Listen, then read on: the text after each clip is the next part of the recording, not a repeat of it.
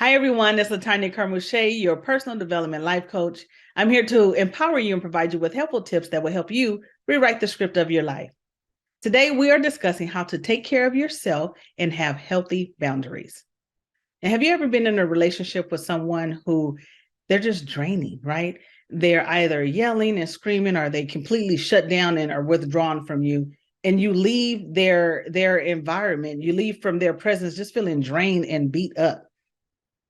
You need to establish some healthy boundaries. Now, it's very important to establish the healthy boundaries in the very beginning. But if you have, if you're in the relationship and it's not the beginning, it's okay. We can still establish some healthy boundaries. One way that you want to start off is vocalizing and communicating what your healthy boundaries are.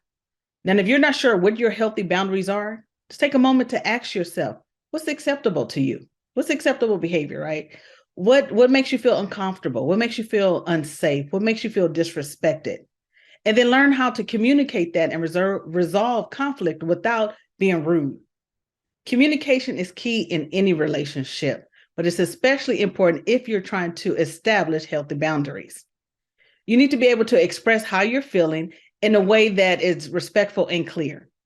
Now, one way you can do this is not starting all your sentences off with the word you.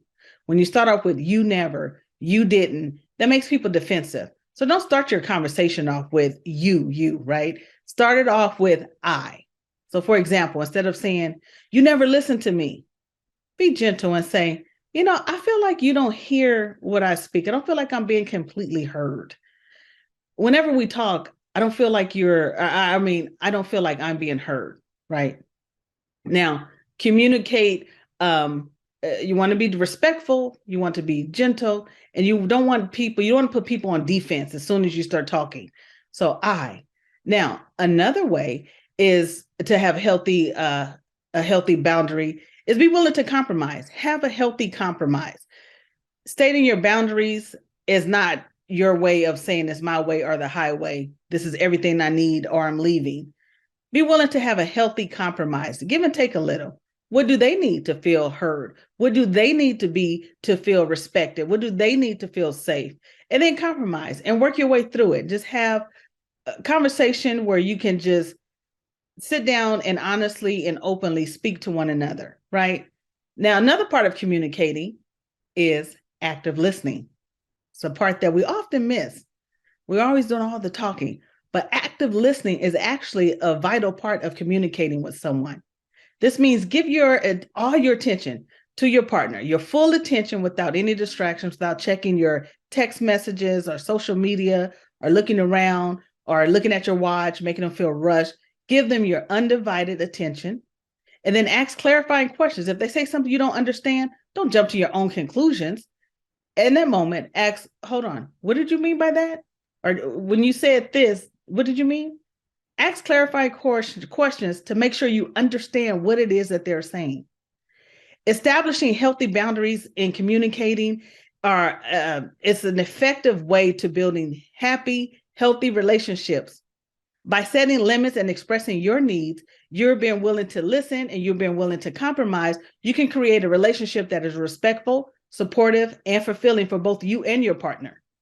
Now, remember to stay committed to your own well-being, right? So if your partner is resistant and they don't want to hear it, they don't want to even try setting healthy boundaries, right?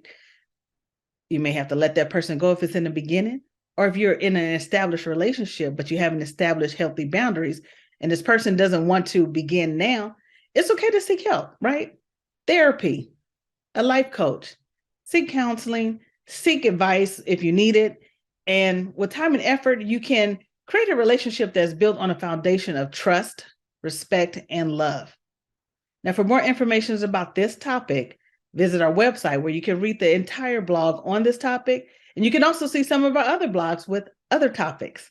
But please tell a friend, leave a comment, and let us know what you think, right? Our blog is ltce.info. I'll see you later.